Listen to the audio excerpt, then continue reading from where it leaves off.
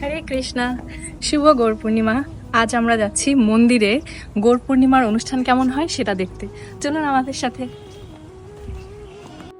মন্দিরের গেট থেকে ঢুকে সরাসরি আমি ভগবানকে দর্শন করার জন্য মন্দিরেই চলে গেলাম।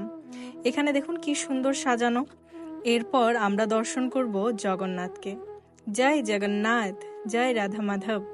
কি সুন্দর করে সাজিয়েছেন আজকে ভগবানকে। আর দেখুন মন্দির কিন্তু পুরোপুরি ভর্তি। এত অগণিত ভক্তবৃন্দ এসেছেন যা কল্পনার বাইরে। আজ এখানে ভক্ত সমাগম, গৌরাঙ্গের আবির্ভাব বলে কথা। তো এখানে চলুন আমরা ভগবানকে দর্শন করে নেই। তারপর আমরা এলাম, এখানে ভাগবত পাঠ চলছেন, প্রভু অনেক সুন্দর ধর্মকথা উপস্থাপন করছিলেন। চলুন আমরা কিছু দোকানপাটও দেখে নেই। মন্দিরে ভক্তদের জন্য নানা রকম প্রসাদ, নানা রকম মিষ্টি জাতীয় দ্রব্য উঠেছে।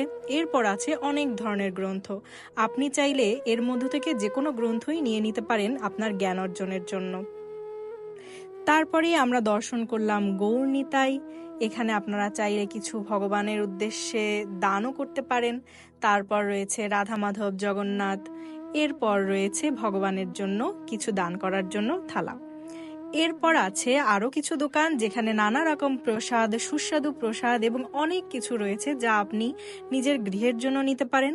এখানে আছে কাঁসবাটি, শঙ্খ, তুলসী মালা, ময়ূরপুচ্ছ, অনেক কিছু, জপমালা, জপব্যাগ, যা আপনার প্রয়োজন। আপনারা ময়ূরপুচ্ছ নিতে পারেন কারণ ময়ূরপুচ্ছ নেগেটিভিটি দূর করে। এরপর চলে এলো আমাদের গৌরাঙ্গ মহারাজ।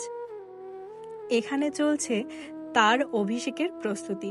নানা রকম ফল, ফলের রস, দুধ, ডাবের জল, জল, এগুলো দিয়েই গৌরাঙ্গ মহাপ্রভুর অভিষেক করানো হবে।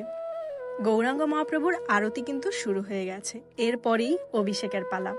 আচ্ছা, অনেকেরই প্রশ্ন থাকতে পারে যে আমি তো অভিষেক করাতে পারছি না, তাহলে কি হবে?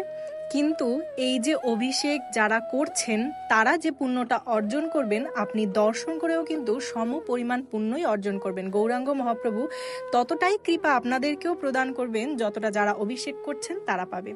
আসলে অভিষেক করতে গেলে নানা রকম অপরাধ হওয়ার ভয় থাকে, তাই দর্শন করলে কিন্তু সেই অপরাধের ভয় আর থাকে না। এখানে যে প্রভুরা অভিষেক করাচ্ছেন তারা পূর্ব অভিজ্ঞ, যার কারণে তাদের কিন্তু এই অপরাধের ভয় নেই। আপনার আমার এই অপরাধের ভয় হতেই পারে, কারণ আমরা জেনে না জেনে অনেক ধরনের ত্রুটি করতে থাকি। তার জন্য দর্শন করেই আপনি সেই সমপরিমাণ পুণ্য গৃহে বসেও অর্জন করতে পারছেন। যদি আপনারা ওখানে যেতে না পারেন তবে গৃহে বসে দর্শন করেই সেই পুণ্য অর্জন করুন। তাই প্রেম সে কহো গৌরাঙ্গ মহাপ্রভু কি জয়। হরে কৃষ্ণ কৃষ্ণ কৃষ্ণ হরে হরে, হরে রাম রাম রাম হরে হরে। গৌরাঙ্গ মহাপ্রভুর আবির্ভাব তিথি কি জয়।